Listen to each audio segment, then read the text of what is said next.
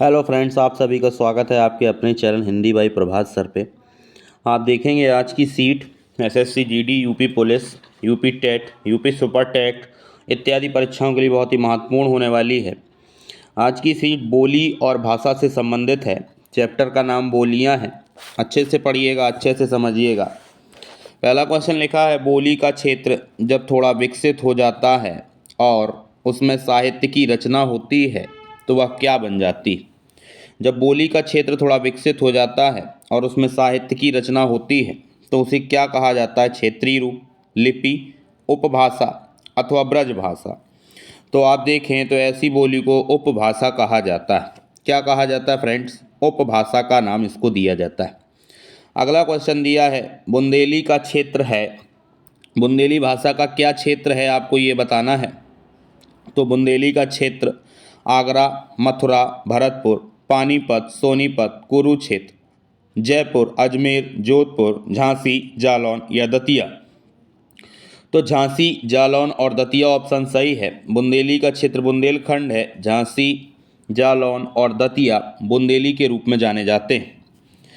अगला क्वेश्चन है, जिस भाषा का अनुवाद किया जाता है उसे क्या कहते हैं। जिस भाषा का अनुवाद किया जाए उसे कौन सी भाषा कहा जाता है। मानक भाषा, लक्ष्य भाषा, माध्यम भाषा या स्रोत भाषा।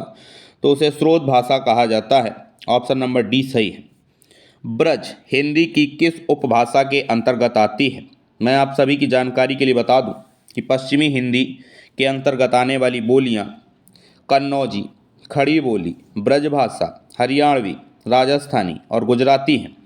तो ब्रजभाषा का क्षेत्र पश्चिमी हिंदी से संबंधित है। अगर हम पूर्वी हिंदी की बात करें तो अवधी, बघेली, छत्तीसगढ़ी, ABC ऐसे आप याद रख सकते हैं। पूर्वी हिंदी क्षेत्र से कौन सी बोली नहीं आती।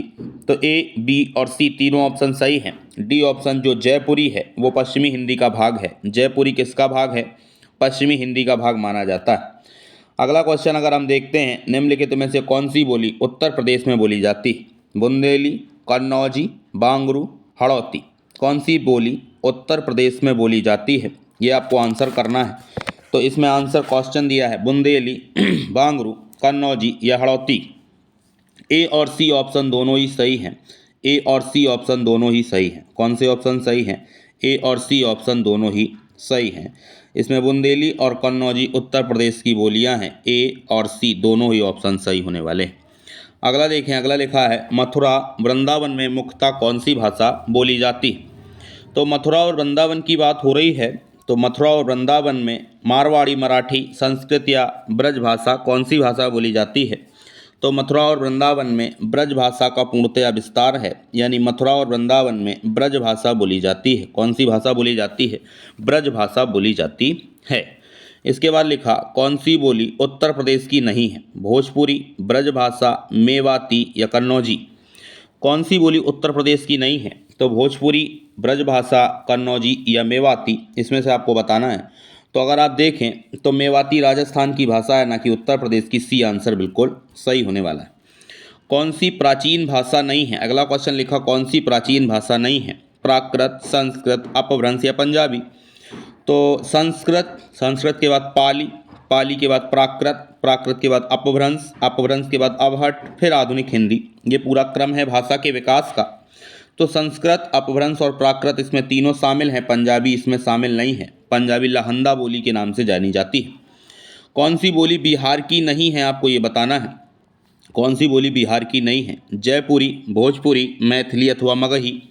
तो बिहार में भोजपुरी बोली जाती है, मैथिली बोली जाती है, मगही बोली जाती है, जबकि जयपुरी राजस्थान में बोली जाती है।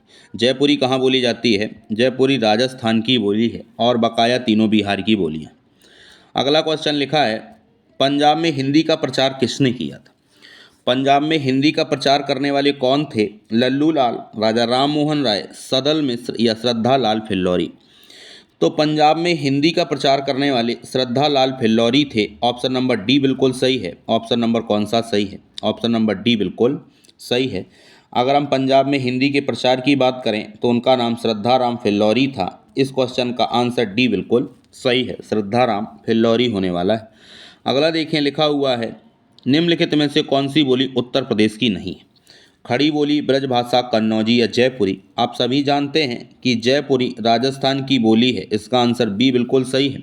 जयपुरी राजस्थान की बोली है, ना कि उत्तर प्रदेश की। जयपुरी कहाँ की बोली है? राजस्थान की बोली। अगला क्वेश्चन देखते हैं हम लोग। अगला क्वेश्चन लिखते हैं वो 33 नंबर 33। जयपुरी का स्थानीय नाम क्या है?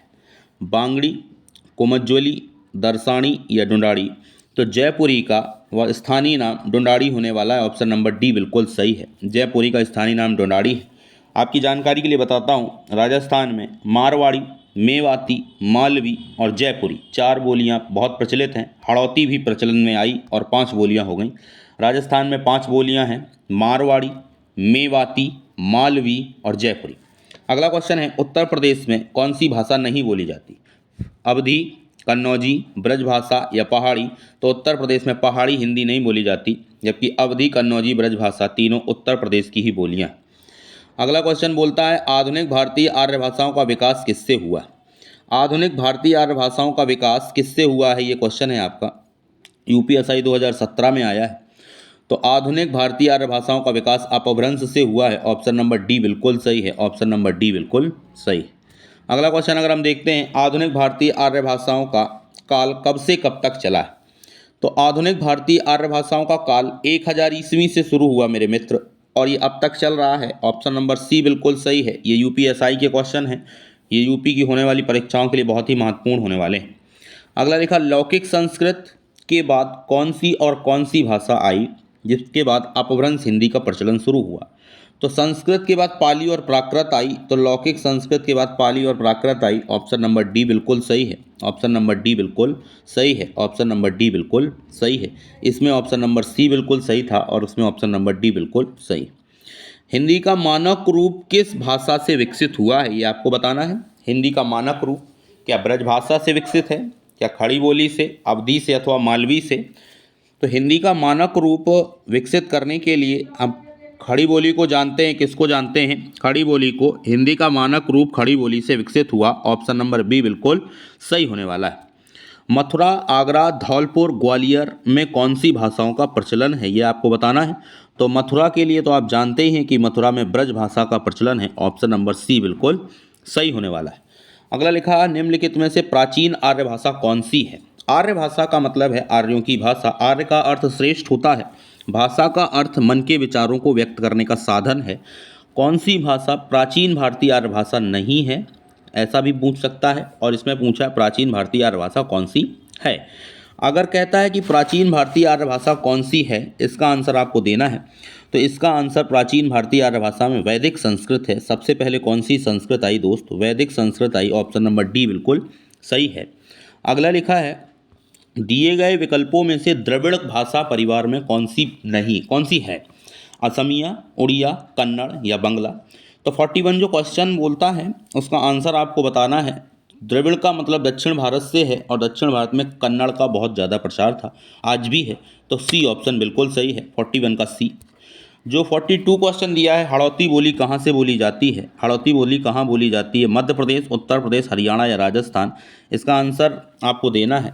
तो हड़ौती बोली राजस्थान में मूल रूप से बोली जाती है। ऑप्शन नंबर डी बिल्कुल सही है। ऑप्शन कौन सा सही है? डी बिल्कुल सही है। वीडियो अगर आपको अच्छी लगी हो तो आप इसको लाइक करें, चैनल को सब्सक्राइब करें और वीडियो को शेयर करें ताकि और भी लोगों तक ये वीडियो पहुँच पाए। और भी वीडियो आप तक पहुँचाई जाएंगी।